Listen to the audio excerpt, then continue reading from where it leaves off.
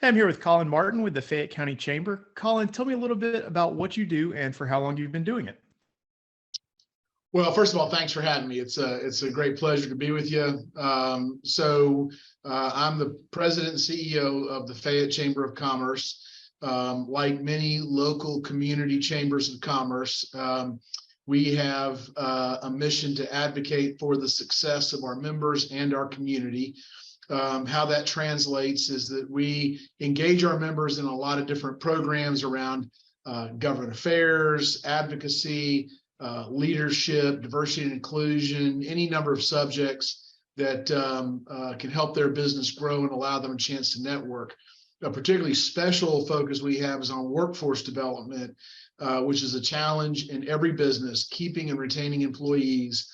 Every business owner I talk to is struggling with that right now.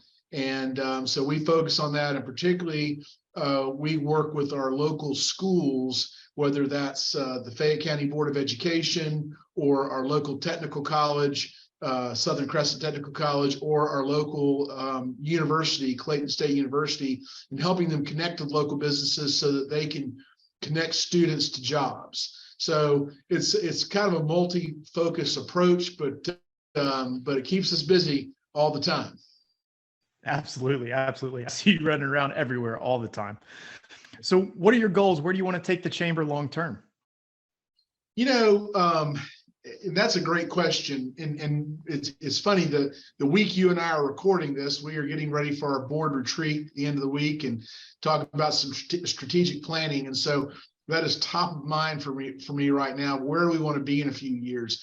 I mean, certainly we want to be the place where business and community connect. We want to be a resource for every one of our businesses. Now, in terms of practical, right now we're at 850 members. I'd love to get us to 1,000 members. That'd be a nice little milestone to reach. I'd like to obviously increase our size of our staff because that gives us more capacity. Of course, increasing the size of the staff means increasing the budget, which means raising some more money. So that's going to take some additional work. But we're in the Atlanta area. Obviously, there's one big chamber, the Metro Atlanta Chamber, that really focuses on corporate, the big businesses, the Fortune 500 companies that are headquartered here in this area. And then most of the communities, in fact, all the communities in the Atlanta area have a local chamber. We want to be the best among those local chambers of commerce. We want to be the go-to resource for our members and for elected officials to find out the pulse of the business community. And we've gone a long way in that.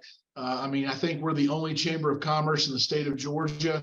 In fact, I'm pretty sure of it. We're the only chamber of commerce in the state of Georgia that can claim to have had the governor speak here twice in the last 4 years. We've had the insurance commissioner, the commissioner of Technical College System of Georgia, the chancellor of the Board of Regents, the attorney general, the labor commissioner, the head of the National Guard. I mean, the number of statewide officials who've spoken to our chamber is longer than just about anybody except maybe the Georgia Chamber of Commerce. And so we're pretty proud of that. And we want to continue that and be that go-to resource, both for government to reach business and for business to interact with government.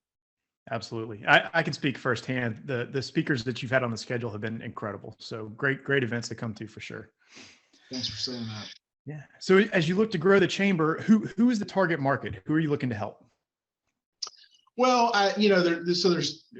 so if you have a business either in Fayette County or you want to do business in Fayette County, maybe you're not located here, then we want to be a resource for you.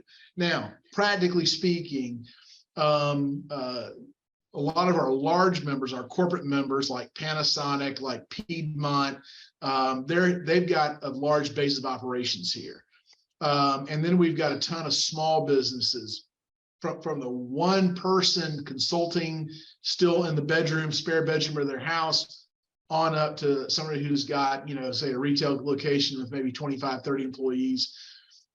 We kind of service all of those, but generally speaking, if you want to do business or your business is located here, you're a candidate for membership. Now, what we're really looking for is someone who wants to engage in our chamber, come to our events, network, meet people, be involved in what we're doing. That's who we're looking for. So we're never going to get 100% of the businesses to join, as much as I'd like that. We're never going to get that number.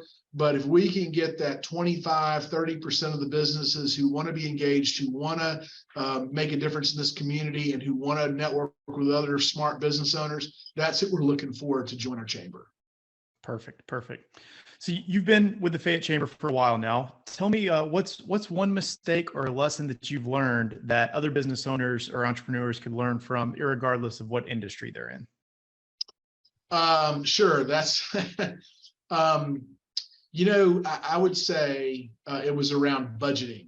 And, whether you're a for-profit or a not-for-profit, you got a budget. And for me, the first year or two, my very first year, we were very blessed. We were doing very well financially. And the second year, full year, was 2020. And my second full year, I learned a hard lesson that we needed to watch the budget a lot more closely. Obviously, things were changing. Now, we didn't experience, like, I really worked hard not to lay off any people. And fortunately, we did not lay off anybody.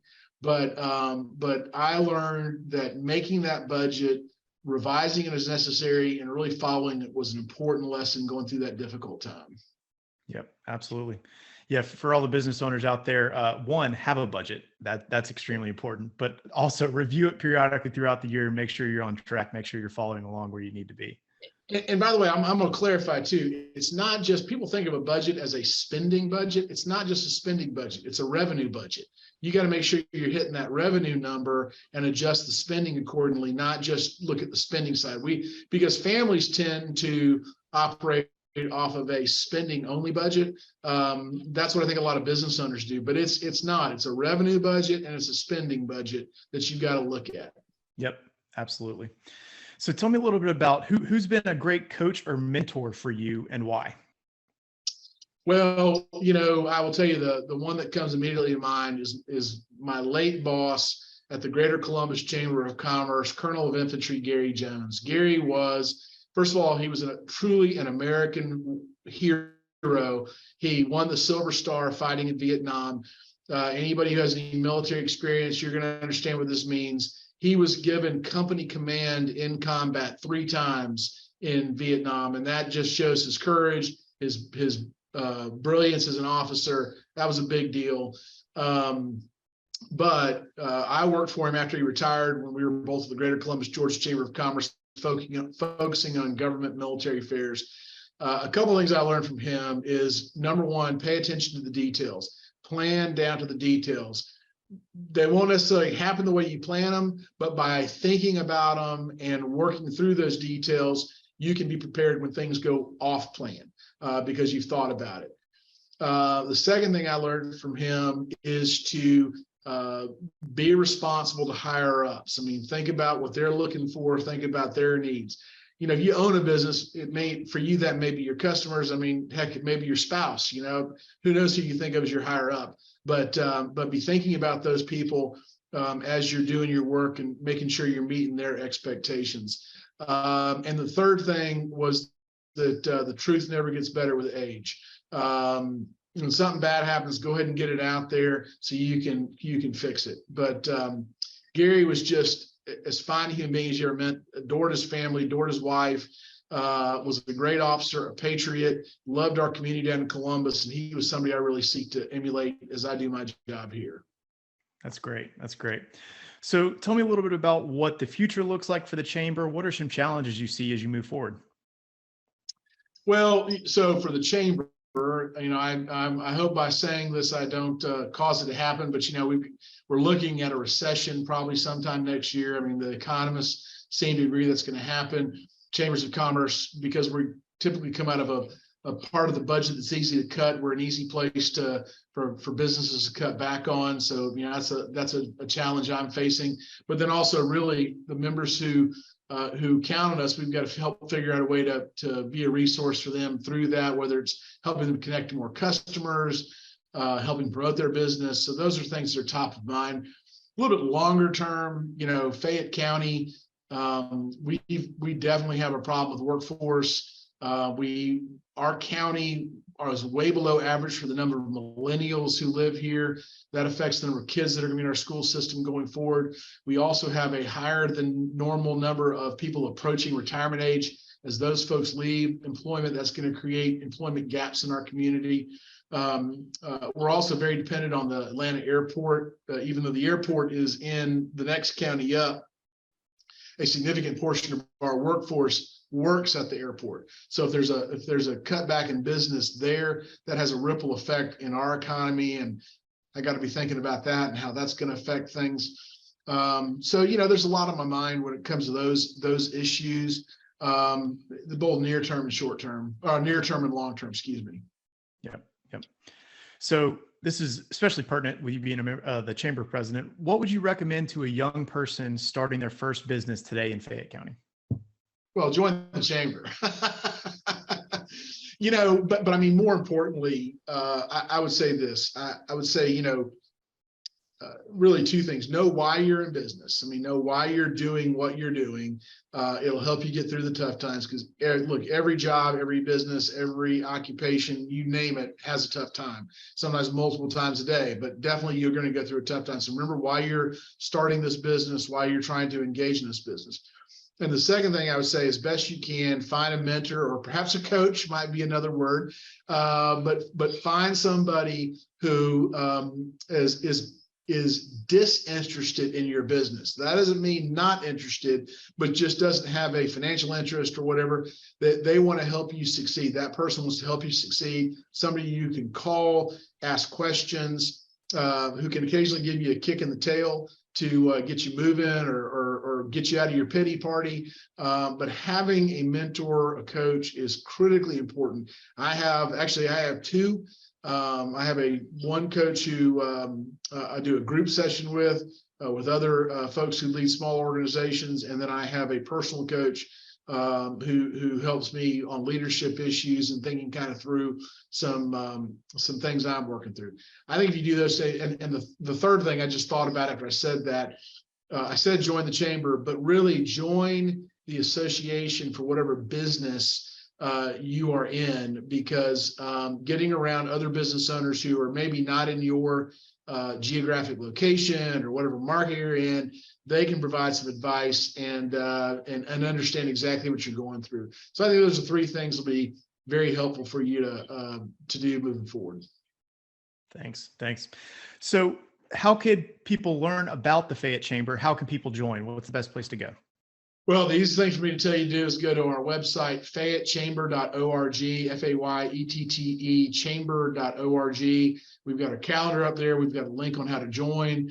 I would say if you're in the Southern Crescent region running along the south side of Atlanta, you may not know it, but you know somebody who's a member of our chamber. Get them to invite you to an event. Come by and meet the other folks who are here. We'd love to have you. It's a great group of people. Fayette County is just a wonderful community. This is a great place to live, work, play, and raise a family. And I would just say, if you're not in the Fayette County area and you're looking for a place to settle, come down and see us. We'd love to have you. Perfect. And last question for you today is, what most inspires you as you continue to grow the chamber today? Well, I think that kind of depends on from what perspective. I would say anytime I'm around my members, I'm inspired to go keep doing what I'm doing, finding new avenues for them to network among themselves and network with a larger community and meet the elected officials who influence policy that affects their business. That's certainly one part of inspiration.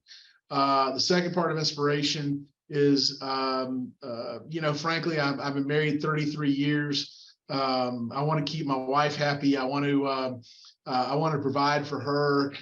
So that inspires me as well. And then I think, in terms of really the ultimate thing, I'm a man of faith, and my faith tells me that we're here to serve. And so, in those moments when I'm kind of, I've had it up to my neck and I'm ready to walk away, I think about, what would Jesus do? What would he encourage me to do? What are the tenets of my faith? And it's all about serving others. And so that inspires me as well. So I guess, there's kind of three different approaches that inspire me. Perfect. Well, hey, Colin, I really appreciate you sharing your time to both tell your story and a little bit about the Fayette Chamber. So thank you so much for joining me. Well, thank you. And thank you for what you're doing out there with Action Coach. It's helping a lot of people as well. Absolutely. Thanks.